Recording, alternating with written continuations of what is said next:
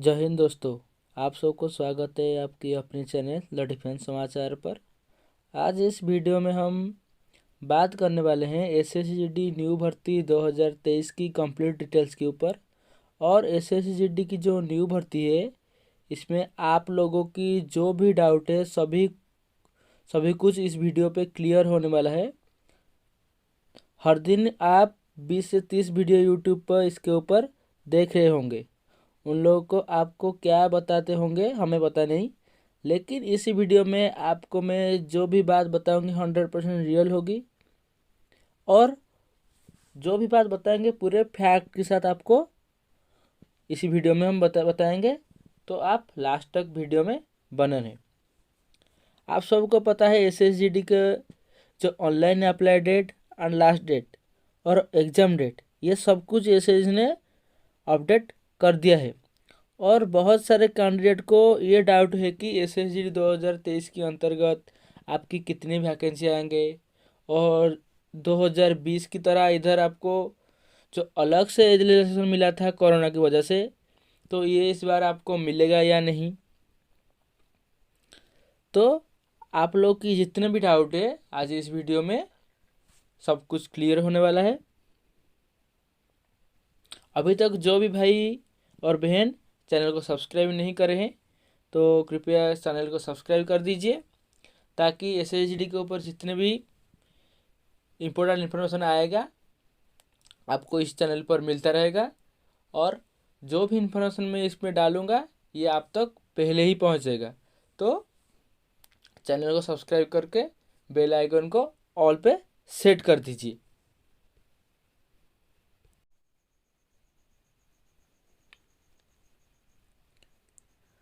पहले तो हम बात करते हैं एसएसजीडी 2023 जो न्यू भर्ती है इसके अंतर्गत आपके कौन कौन सी फोर्स के ऊपर भर्ती आने वाली है। तो ये देख लीजिए, इसमें आपका BSF, SSB, CISF, ITBP, CRPF, Assam rifle, SSF and NIA की तरफ से आपका वैकेंसी निकल के आएगा, जिसमें आपका कांस्टेबल जीडी का पोस्ट रहने वाला है। और इसका जो वैकेंसी आने वाला है तो ये लगभग आपका जो आरटीआई का रिपोर्ट शो कर रहा था एसएससी की तरफ से, इसमें लगभग आपका 82,000 कुछ पोस्ट शो किया था, लेकिन उस पर कोई भी मेंशन नहीं था कि ये पोस्ट एसएससी जीडी के है। आपको पता है एसएससी आपका सीपीओ के एग्जाम लेता है जिसमें आपका एसआई की भर्ती होता है, और उसका भी आपका असिस्टेंट कमांडेंट का पोस्ट होता है सीएपीएफ में। तो जितने भी पोस्ट है इसमें कोई किधर भी मेंशन नहीं था कि आपका एसएसजीडी का भर्ती इतना है। तो आप मान के चलो इसमें से ज़्यादा भर्ती एसएसजीडी का है, क्योंकि हर बार एसएसजीडी का जो वैकेंसी है वो ज़्यादा निकलता है सीपीओ और सीएपीएफ की तरफ। सीएपीएफ और जो सीपीओ की पोस्ट है वो कम निकलती है, और इसके जो एसएसजीडी का वैकेंसी ज़्यादा निकलता है इसके तुलना में। तो मान के चलो कि इसमें आपका लगभग 30,000 प्लस वैकेंसी निकल के आएगा पहले नोटिफिकेशन के टाइम। और बाद में जाके आगे तो हम हर साल आप देख लेते हो कि नोटिफिकेशन के टाइम कुछ पोस्ट निकलता है, आगे जैसे प्रोसेस बढ़ता रहता है तो आपका पोस्ट भी ऐसे बढ़कर लास्ट में जाके फाइनल मेरिट तक जब आता है तो पोस्ट बढ़कर ज़्यादा हो जाता है। जैसे कि 2021 में आप देखे होंगे कि आपका 21,000 कुछ पोस्ट निकला था, लेकिन बाद में 4,000 5,000 पोस्ट बढ़ा के 25,000 कुछ पोस्ट कर दिया गया। और 2022 वाली वैकेंसी में आपका भी वही लगभग कुछ पोस्ट था, उसको बाद में बढ़ाकर 50,187 कर दिया गया। तो इस बार भी वही चांस है कि पहले नोटिफिकेशन में कुछ वैकेंसी निकल जाएगा 30,000 प्लस, जो मैं अप्रोक्सीमेट बोल रहा हूँ। तो ये किसी को भी पता नहीं है कि कितना पोस्ट निकलने वाला है। तो ये सिर्फ जब नोटिफिकेशन आएगा तभी सभी को पता चलेगा कि पोस्ट कितने वाला है। और जो यूट्यूबर लोग आपको बता रहा है कि 82,000 आएगा, 50,000 आएगा, 60,000 आएगा, वो उसका दोगलापन है। और आप उसके बातों में बह मत जाना, क्योंकि इतना पोस्ट नहीं आने वाला है। जो भी पोस्ट आएगा सबको पता है कि कितना पोस्ट ऐसे निकलेगा। आगे इलेक्शन है, पोस्ट ज़्यादा निकल सकता है, लेकिन ये बात नहीं है कि आप 80,000 90,000 बोलोगे ऐसा पोस्ट नहीं आएगा। ये लगभग ज़्यादा से ज़्यादा करके 50-60 के अंदर ही रहेगा। लेकिन मुझे जो लगता है कि जब निकलेगा पोस्ट पहले वो 30-35 हज़ार के अंतर्गत ही पोस्ट निकालेगा नोटिफिकेशन के तहत। आगे जाके बढ़ा सकता है, तो बढ़ेगा तो अच्छा बात है। जितना पोस्ट ज़्यादा निकलेगा वो भी अच्छा बात है बच्चों के लिए, क्योंकि जितना पोस्ट ज़्यादा निकलेगा उतना लड़के वर्दी पाएंगे। तो जब जाके ये नोटिफिकेशन आउट होगा तभी जाके सबको पता चलेगा कि कितना वैकेंसी आने वाला है। तो जो भी वैकेंसी आए ये तो सबके लिए ही आएगा। तो आगे जाके देखते हैं कि इसका जो एज का क्राइटेरिया था, पहले पहले जो उसका एज का क्राइटेरिया क्या था कि इसमें आपका minimum 18 years and maximum 23 years होना चाहिए। ये आपका जो एज का क्राइटेरिया था ये आपका लागू होता है किसके लिए, जनरल और ईडब्ल्यूएस वालों के लिए। बाकी तो एज रिलैक्सेशन दिया जाता था किसको, ओबीसी वालों का 3 साल का और एससी एसटी वालों का 5 सालों का। तो पिछली बार 2022 में क्या हुआ था, सभी कैटेगरी वालों को अलग से 3 साल का छूट मिला था। ये किसके लिए मिला था, क्योंकि पहले आपका कोरोना हुआ था, कोरोना की वजह से भर्ती सब रुकी हुई थी, इसीलिए आप बच्चे लोगों को क्या जो एज रिलेक्शन मिल गया था। लेकिन इस बार ऐसा होने वाला नहीं है, क्योंकि ये सबको पता है कि एसएससी ने पिछली बार आपका वैकेंसी निकला था और उसके तहत आपका भर्ती भी हो गया, उधर आपका एज रिलेक्शन मिल गया। तो इस बार एज रिलेक्शन मिलने वाला नहीं है। 100% चांस नहीं है इलेक्शन मिलेगा। जो आपको बोल रहा है कि इलेक्शन मिलेगा उसको बोलो कि भाई आप हमको प्रूफ दिखाओ कैसे मिलेगा। और जो भाई सोच रहे हैं कि भाई इस बार इलेक्शन मिलेगा, तो ये बात झूठ है, नहीं मिलेगा। क्योंकि आपको ही पता है जब भर्ती नहीं निकलता है तो इलेक्शन मिलता है। क्योंकि देखो एसएससी का भर्ती कोरोना के बाद नहीं निकला होता, तो इस बार पहली बार निकला तो आपको इलेक्शन कंपलसरी मिलता है। लेकिन ये इलेक्शन एक बार मिल गया है तो दोबारा नहीं मिलेगा। तो ये बात आप लिख के ले लो, इलेक्शन नहीं मिलने वाला है। जो आपको झूठ बोल रहे हैं व्यूज़ के चक्कर के, जो यूट्यूबर वाले बोल रहे हैं, उनके बात मत सुनो, क्योंकि ये इलेक्शन नहीं मिलने वाला है इस बार। आप लोग ये जो फर्जी यूट्यूबर है इन सब लोग से दूर रहो और अपना पढ़ाई में ध्यान दो। इनके चक्कर में पड़ोगे तो आप दिन भर इनका वीडियो देखते रहोगे, अपना टाइम लॉस करते रहोगे। तो इससे बेहतर होगा आप, पोस्ट क्या आएगा किसको पता नहीं है, कितना वैकेंसी आएगा, रिलेशन मिलेगा या नहीं। जब यदि मिलेगा तो सबको मिलेगा, क्योंकि कोई अकेला एक को नहीं मिलेगा। तो आप इसका चिंता छोड़ दो, जब नोटिफिकेशन आएगा सबको पता चल जाएगा। तो आप लोग अपना पढ़ाई में, प्रिपरेशन में जो भी आप काम कर रहे हो उसमें ध्यान दो। अपना निशाना उधर रखो कि मेरा इसको भर्ती लेना है तो भर्ती लेना है। तो जो अलग अलग बात में मत पड़ो। मैं ये बोलना चाहूँगा अपना प्रिपरेशन 100% करते रहो। ये जो आपकी वैकेंसी के रिलेटेड और एज रिलेशन से रिलेटेड जितना भी डाउट था, मेरे को लगता है कि मैं आपका ये डाउट क्लियर कर चुका हूँ। आप लोग भी समझ होगा, आप लोग भी तैयारी करें, आप लोग भी समझ होगा ये जो मैं बात बोला ये कितना सच है या आप सब लोग को पता है। तो अपना दिमाग पे जोर दो और सोचो कि ये झूठ नहीं हो सकता है कि ये रिलेशन नहीं मिलने वाला है इलेक्शन। और वैकेंसी के बारे में आप सबको पता है, जब नोटिफिकेशन आएगा सबको पता चल जाएगा। तो आप सबका जो भी डाउट था वो क्लियर हो चुका है मुझे लगता है। तो अभी आगे बात करेंगे कि इसका जो नोटिफिकेशन है कब तक निकलने वाला है। आप लोगों को तो पता है इसका जो डेट है ऑनलाइन अप्लाई का 24 नवंबर है। तो आपको हर साल पता होगा, जब भी एसएससी का आप रिकॉर्ड उठा के देख लो, जब भी उसका नोटिफिकेशन निकलता है या तो उसी दिन आपका ऑनलाइन अप्लाई शुरू होता है या तो 1 या 2 दिन बाद शुरू होता है। हर साल ऐसा होता है।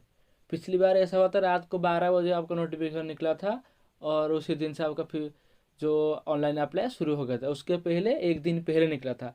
तो लगभग आपको वो नवंबर 24 में आपका ऑनलाइन अप्लाई शुरू है, तो नवंबर 20 से 24 के अंदर कब भी दिखने को मिल सकता है। या तो भी एसएससी पहले भी दे सकता है, नवंबर किसी महीने में, महीने के अंदर कभी भी दे सकता है 24 से पहले। लेकिन मुझे लगता है कि आसपास ही निकलेगा। जब भी निकलेगा आप सबको पता है 24 से फॉर्म अप्लाई शुरू है, तो 24 से फॉर्म अप्लाई आप शुरू कर दोगे। तो इसका कोई टेंशन लेने का बात नहीं, आप अपना पढ़ाई में लगे रहो। क्योंकि नोटिफिकेशन जब भी आएगा आपको मैं इन्फॉर्मेशन दे दूँगा, सबको आपको इन्फॉर्मेशन पता चल जाएगा। तो ये बात नहीं है कि नोटिफिकेशन की बात छोड़ दो, नोटिफिकेशन 24 में आपका 24 के पहले ही कभी आ सकता है। तो ये आपका कंफर्म हो गया कि आपका जो नोटिफिकेशन है वो 24 के पहले पहले ही आ जाएगा, 2-3 दिन पहले, और आपका 24 से ऑनलाइन अप्लाई शुरू हो जाएगा। आप लोग अपना पढ़ाई में लगे रहो, जो भी इन्फॉर्मेशन आपको हमको मिलेगा हमें आप तक शेयर कर देंगे। बात कर रहे हैं कि इसका जो ऑनलाइन अप्लाई ये मेन प्रोसेस है। आप ऑनलाइन अप्लाई में थोड़ी बहुत गलती कर दोगे आपका फॉर्म रिजेक्ट हो जाएगा, और एक बार फॉर्म रिजेक्ट हो गया तो आप भर्ती से बाहर। आप सब लोग को पता है आगे वैकेंसी आ सकता है, नहीं भी आ सकता है, तो आप लोग फॉर्म डालते टाइम कोई भी गलती मत करना। जो नया बंदा है इनको तो नहीं पता होगा कि फॉर्म इसमें क्या डाला जाता है, कैसे डाला जाता है। तो पुराने वाले कैंडिडेट को तो पता है कि इसमें इसका फॉर्म कैसे डालेगा, तो आप भी पुराने वाले कैंडिडेट भी अपना फॉर्म डाल देते हैं, थोड़ा बहुत ध्यान भी रखना। जैसे ऐसा होता है कि इसमें आपका कंबाइन होकर फोर्स का वैकेंसी निकलता है, तो किसी को कोई इच्छा होगा कि मुझे बीएसएफ में जाना है, आसाम राइफल में जाना है, सीएसएफ में जाना है, एसएसबी में जाना है, एनआईए में जाना है, तो आपकी जो पसंदीदा फोर्स है वो आप फॉर्म डालते टाइम पहले नंबर पर रखना। उसके बाद आपका दूसरा पसंदीदा टाइम, ऐसे नंबर 1 2 3 4 करके आपका चॉइस आप लॉक कर देना। तो आगे जाके ये आपका जो चॉइस दिया है वो बदल नहीं सकते फॉर्म अप्लाई डालने के बाद। तो आप अपना मस्तिष्क ठीक रख के आपका जो चॉइस है उसको फिल कर देना। तो फॉर्म डालते टाइम आप अपना जो डिटेल्स है, जो डिटेल्स आप भर रहे हो, आपका एजुकेशनल डिटेल्स, आपका एड्रेस, आपका name, father's name, mother's name, जो भी डाल रहे हो उसके सही से 2-3 बार चेक कर लेना, तभी जाके फॉर्म को सबमिट करना। और इसमें आपको पता है फॉर्म डालने के टाइम आपको 100 रुपया अप्लाई फ़ीस लगता है, और SC ST और फीमेल कैंडिडेट को ये अप्लाई फ़ीस नहीं लगता है। तो फॉर्म डालते टाइम अपना जो जो कुछ डिटेल्स है उसको सही से चेक करके फॉर्म डालना, ताकि आगे जाके कोई भी आपकी गलती ना हो, ताकि आप इस भर्ती से बाहर हो जाओ।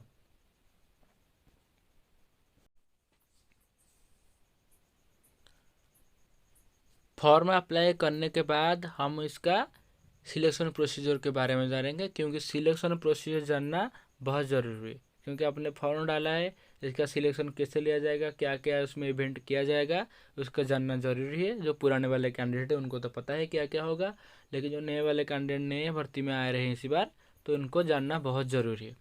तो मैं बता देना चाह रहा हूँ, इसका जो सिलेक्शन प्रोसीजर है, पहले आपका कंप्यूटर बेस्ड एग्जामिनेशन लिया जाएगा जो आपका रिटन टेस्ट है। उसके बाद आपका फिजिकल एफिशिएंसी टेस्ट PET किया जाएगा। उसके बाद आपका फिजिकल स्टैंडर्ड टेस्ट PST किया जाएगा। उसके बाद आपका मेडिकल एग्जामिनेशन लिया जाएगा।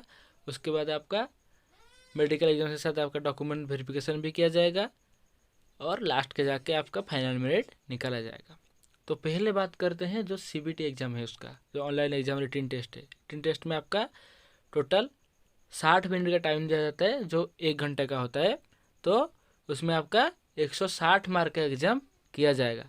ये जो 60 मार्क का एग्ज़ाम है उसमें आपका एक क्वेश्चन को 2 मार्क मिलेगा, और क्वेश्चन गलत करने पर आपका माइनस मार्किंग भी है, नेगेटिव मार्किंग। इसमें आपका 0.50 मार्क का नेगेटिव मार्किंग किया जाएगा। अभी उसका जो टॉपिक वाइज सिलेबस है डिटेल्स में हम जानेंगे। टॉपिक वाइज में कौन से टॉपिक टॉपिक से कौन कौन क्वेश्चन आएगा, ये सब बात करेंगे। तो SSGD की जो सिलेबस है इसको 4 पार्ट में डिवाइड किया गया है। तो इसका जो पहला सब्जेक्ट है वो है एलिमेंटरी मैथमेटिक्स, दूसरा जो है वो है जनरल इंटेलिजेंस एंड रीजनिंग, तीसरा general knowledge and general awareness, fourth में है आपका इंग्लिश और हिंदी। जो इंग्लिश और हिंदी वाला पार्ट है इसमें आपको एक को चूज करना पड़ेगा, जिसको भी आप चूज करोगे उसी के अनुसार आपका क्वेश्चन आएगा। या तो आप इंग्लिश करोगे या तो आप हिंदी करोगे। तो बता देना चाहूँगा कि आपका जो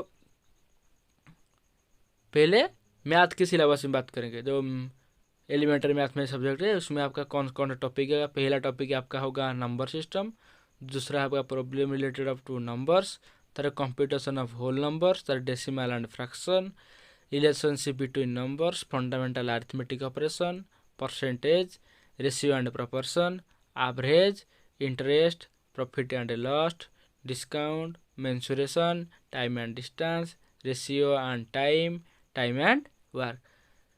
दूसरा सब्जेक्ट जो था आपका रीजनिंग। तो रीजनिंग में आपका कौन सा टॉपिक से क्वेश्चन आने वाला है। पहला होगा एनालॉजी, दूसरा सिमिलैरिटी एंड डिफरेंसेस, उसके बाद फिर फिगरल क्लासिफिकेशन, उसके बाद स्पैटियल ओरिएंटेशन, उसके बाद रिलेशनशिप कॉन्सेप्ट, उसके बाद अरिथमेटिक नंबर सीरीज, उसके बाद non verbal series, observation, visual memory, discrimination, coding and decoding, arithmetical reasoning and figural classification, उसके बाद स्पेशियल विजुअलाइजेशन। उसके बाद आपका आता है general knowledge and general awareness. इसमें आपका आएगा economics, India and it's neighbouring countries, culture, Indian constitution, sports, geography, history, scientific research, polity.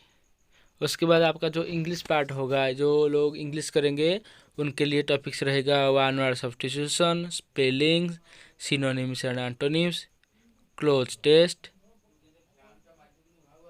Phrase and idioms, phrase replacement, fill in the blanks, reading compression, error spotting. उसके बाद आता है हिंदी। हिंदी में आपका आएगा हिंदी संधि और संधि विच्छेद, उपसर्ग, प्रत्यय, पर्यायवाची शब्द, मुहावरे और लोकोक्तियाँ, समासिक पदों की रचना और समास विग्रह, विपरीतार्थक यानी कि विलोमी शब्द, संज्ञा शब्दों से विशेषण बनाना, क्रिया, सकर्मक, अकर्मक और पूर्वकालिक क्रियाएं, शुद्धि अशुद्धि शब्दों की शुद्धिकरण और शब्दगत अशुद्धि का कारण, वाक्य शुद्धि, सरल, संयुक्त और मिश्र अंग्रेजी वाक्यों के हिंदी रूपांतरण और हिंदी वाक्यों के अंग्रेजी के रूपांतरण। उसके बाद वाक्यांश के लिए एक शब्द, अनेकार्थी शब्द, शब्द युग्म, कार्यवाही पत्र से संबंधित ज्ञान। उसके बाद आपका ये रिटन एग्जाम खत्म होता है। रिटन एग्जाम जैसे खत्म होगा उसके बाद आपका आंसर की निकलेगा। उसके थोड़ी दिन बाद आपका रिजल्ट भी निकल जाएगा। उसके बाद आपका एक कट ऑफ निकलता है जो फिजिकल टेस्ट के लिए। फिजिकल में आपका पीईटी एंड पीएचडी किया जाता है। देखते हैं पीईटी पीएचडी में क्या क्या होता है।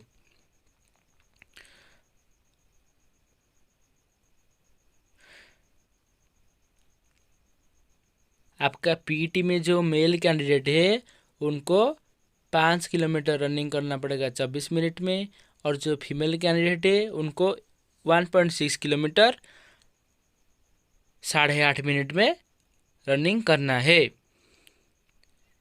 बाकी रहा जो भी कैंडिडेट लद्दाख रीजन से है उनको 1.6 किलोमीटर 6.5 मिनट में भागना है, और जो फीमेल है लद्दाख रीजन से उनको 800 मीटर 4 मिनट में भागना पड़ेगा। उसके बाद आपका पीटी खत्म होने के बाद आपका पीएचडी लेगा जाएगा। पीएचडी का मतलब फिजिकल स्टैंडर्ड टेस्ट। तो फिजिकल स्टैंडर्ड टेस्ट में आपका मेल के लिए 170 सेंटीमीटर अनिवार्य है, फीमेल को वालों के लिए 157 सेंटीमीटर अनिवार्य है। मेल कैंडिडेट के लिए आपका जो चेस्ट होगा वो फूलने से पहले 80 सेंटीमीटर होना चाहिए, और आपको 80 सेंटीमीटर होने के बाद आपका जो चेस्ट है उसको 5 सेंटीमीटर फुलाना पड़ेगा। और जो वेट है वेट आपका हाइट के अनुसार मापा जाएगा, यानी कि BMI index body mass index के अनुसार आपको नापा जाएगा। जितना हाइट उसके अनुसार वेट होना चाहिए। तो आपका पीटी पीएचडी कंडक्ट कर देने के बाद आपका फिर से कट ऑफ जारी किया जाएगा। उसके तहत आपका मेडिकल एग्जामिनेशन किया जाएगा। तो आपके देखते हैं कि आपका जो सब्जेक्ट है कौन सा सब्जेक्ट से कितना कितना मार्क का क्वेश्चन आता है, कितना मार्क मिलता है। तो जनरल इंटेलिजेंस रीजनिंग से आपका 20 क्वेश्चन का एग्जाम होता है, उसमें आपका 40 मार्क मिलता है। General knowledge and general awareness से आपका 20 क्वेश्चन का एग्जाम होता है, उसके 40 मार्क मिलता है। एलिमेंट्री मैथमेटिक्स का आपका 20 मार्क का क्वेश्चन होता है, 40 मार्क मिलता है। हिंदी और इंग्लिश में आपका 20 मार्क का क्वेश्चन होता है, उसमें भी 40 मार्क मिलता है। इसे टोटल आपका 80 क्वेश्चन होता है, और इसके तहत आपको 160 मिलता है। बार का जो हमारा जो सीबीटी एग्जाम होने वाला है, आप लोगों को बता देना चाहूँगा कि जो सीबीटी एग्ज़ाम है उसके पार्ट 1 में इस बार आपको चेंजेस देखने को मिलेगा। क्योंकि पता है पिछले भी जितने भी एसएससीडी का एग्ज़ाम हुआ है वो टीसीएस के द्वारा कंडक्ट किए गए हैं। इस बार क्या है, जो टेंडर है वो टीसीएस के हाथों से चला गया है, और इस बार एसएससी ने न्यू टेंडर निकाला है। और जिसके तहत आपका पहले क्या होता था, एक कंपनी जो भी इसका टेंडर लेता था वो आपका एग्ज़ाम का क्वेश्चन सेट करता था, और जो सीबीटी एग्ज़ाम है वो भी कंडक्ट करता था। ये दोनों का प्रोसेस एक ही कंपनी करता था, लेकिन इस बार टेंडर की जो नियम है इसमें बदलाव हुआ है। तो इसमें जो भी टेंडर लेगा, एक कंपनी को टेंडर मिलेगा क्वेश्चन सेट करने के लिए और दूसरे को टेंडर मिलेगा आपका एग्ज़ाम कराने के लिए। तो टीसीएस के पास बहुत सारा एक्सपीरियंस है क्वेश्चन सेट करने का, तो लगभग इस बार भी लगता है कि टीसीएस को टेंडर मिल सकता है, लेकिन पता नहीं है किसको भी टेंडर मिल जाएगा। तो टीसीएस जो एग्ज़ाम करता था उसका जो क्वेश्चन पैटर्न सेट करने का तरीका था वो अलग था। तो हर बार जैसे क्वेश्चन का पैटर्न था लगभग आपका इजी से मॉडरेट लेवल का क्वेश्चन आता था। इस बार दूसरे कोई कंपनी टेंडर लेगा तो क्वेश्चन में आपको देखने को मिल सकता है, लेकिन जो भी क्वेश्चन रहने वाला है वो आपका सबका इजी से मॉडरेट लेवल का क्वेश्चन रहने वाला है। कोई कोई में थोड़ा ज़्यादा लेवल बढ़ने वाला है, लेकिन जो भी क्वेश्चन आएगा आपके जो टॉपिक है सब्जेक्ट वाइज उसी के अंदर ही आएगा, बाहर से कोई भी क्वेश्चन नहीं आएगा। तो घबराने की कोई बात नहीं है। तो आप लोग आपका प्रिपरेशन 100% करते रहो। आपका प्रिपरेशन जैसा होगा उसके तहत आपको मार्क मिलेगा, और जैसा आपका परिश्रम होगा उसी के अनुसार आपको सफलता मिलेगा। आप पढ़ाई नहीं करोगे तो आपका एग्ज़ाम अच्छा नहीं होगा। जो जितना पढ़ाई करेगा वो उतना अच्छा रिजल्ट एग्ज़ाम में ला पाएगा। तो ये रही आपकी पूरी एग्ज़ाम की बात। एग्ज़ाम में क्या क्या होने वाला है ये सब कुछ आपको मैं बताया, सब्जेक्ट क्या क्या रहे हैं। तो आपके लिए आप लोग बोलोगे तो मैं आपके लिए और एक वीडियो ला दूंगा, क्योंकि ये वीडियो ज़्यादा बड़ी हो जाएगा ये सब बात बोलने से। और दूसरे के वीडियो में आपको पूरा जो मोस्ट स्कोरिंग टॉपिक है, जिस टॉपिक से ज़्यादा क्वेश्चन आता है, तो उस सारे टॉपिक और जितने भी हमारा प्रीवियस ईयर का क्वेश्चन रहा 2021 का 2022 का, उसके पहले का जो भी क्वेश्चन है सब कुछ मेरे पास अवेलेबल है।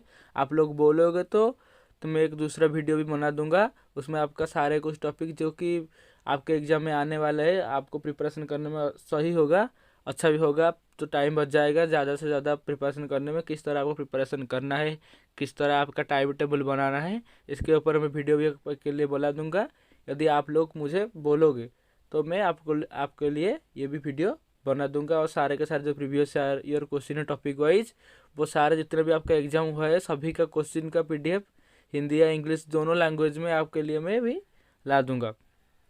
तो किसको भी चाहिए तो जो आपका प्रीवियस ईयर क्वेश्चन उसके ऊपर वीडियो चाहिए तो आप मुझे कमेंट में बोल सकते हो, मैं आपके लिए पर्सनली वीडियो भी बना दूंगा। और आप सबको पूरा का पूरा क्वेश्चन भी 2 साल का प्रोवाइड कर दूंगा, और 2 साल में जितना भी कटअप रहा है उसके ऊपर भी बना दूंगा। तो आप लोग बताएंगे कि जिसको जिसको चाहिए, तो आप मुझे कमेंट कर सकते हैं नीचे। तो रही बात कि आपकी प्रिपरेशन की, आप लोग अच्छे से अपना प्रिपरेशन करते रहो, क्योंकि आप सब लोगों को पता चल गया है कि कितने तारीख से आपका फॉर्म डालना शुरू हो जाएगा और कितने तारीख को आपका एग्ज़ाम है।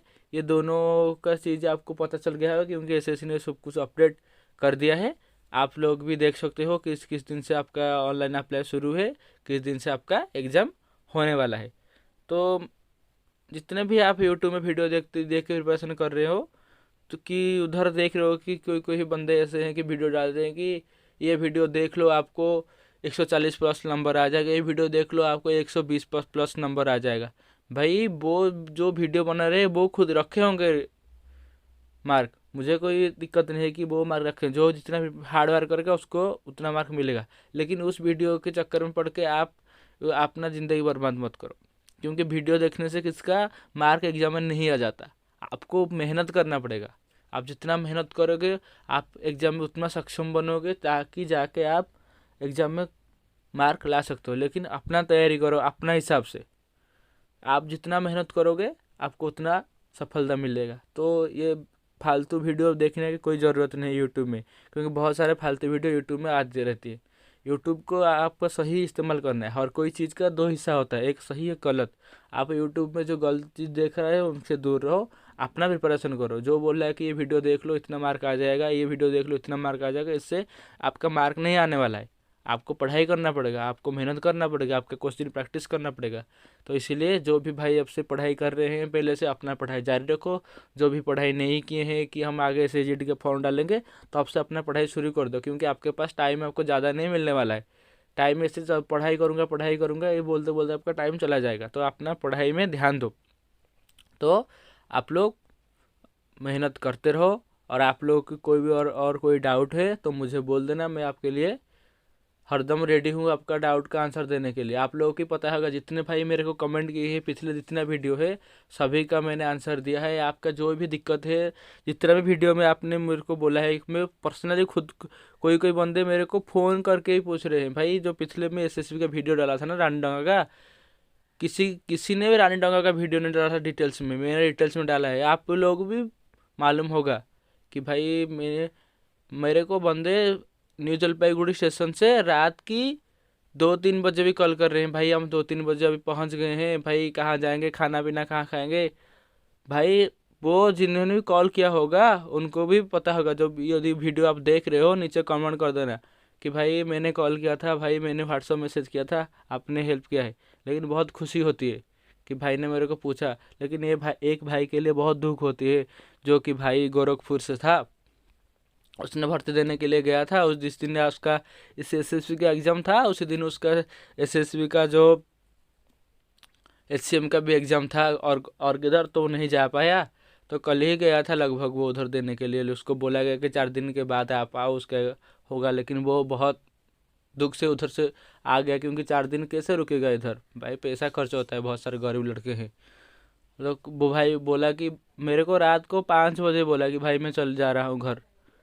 और मेरे को बहुत दुख हुआ, क्योंकि ऐसे पहले नहीं होता था कि जिस दिन आप लेट आओगे तो उस दिन को फिजिकल कर देते थे।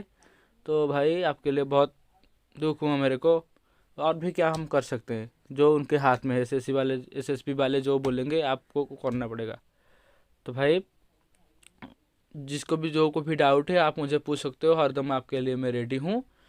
और आपके जितना भी इन्फॉर्मेशन है आप तक पहुँचा जाएगा। तो कृपया करके आप सब चैनल को सपोर्ट करें और चैनल को सब्सक्राइब कर दे, ताकि जाके जो भी इन्फॉर्मेशन आऊँगा मैं आपके लिए पहले ही आपके तक पहुँचा सकूँ। जय हिंद, जय भारत।